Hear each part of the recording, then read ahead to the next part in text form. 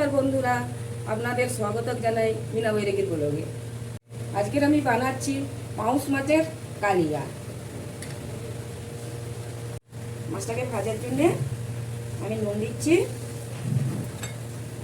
হলুদ, একটু লঙ্কা দেব, একটু তেল, আপনারাও একটু তেল লঙ্কা হলুদ দিয়ে মাখাবে, ভালো লাগবে।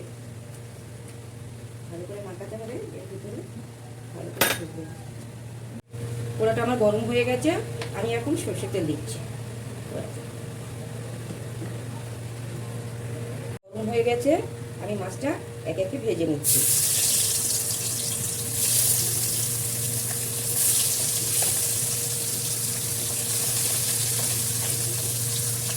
মাছটা তাহলে হয়ে গেছে, আমি এখন তুলে নিচ্ছি। দেখাচ্ছি লাল লাল করে ভাজা, আপনারাও ভাজবেন।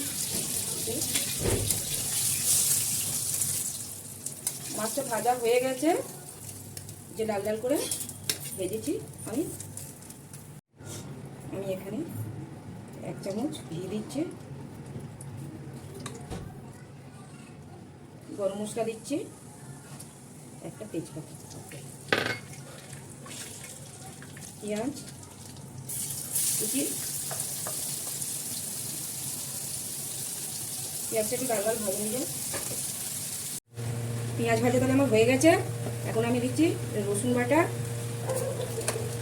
আদা বাটা, কাঁচা লঙ্কা, জিরে বাটা,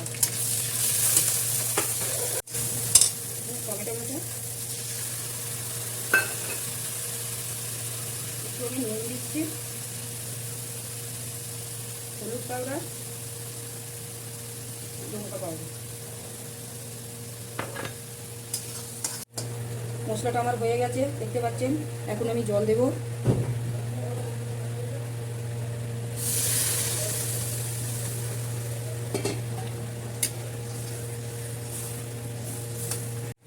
ঝোলটা তাহলে ফুটে গেছে, আমি এখন মাছটা দিচ্ছি। এই যে সব মাছটা একে একে দেবো।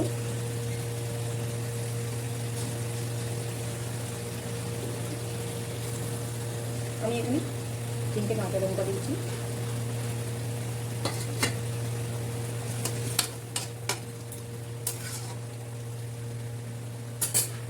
একটু আমি ঢেকে দেবো। মাছটা তাহলে এখন আমার হয়ে গেছে, মাছটা আমার হয়ে গেছে।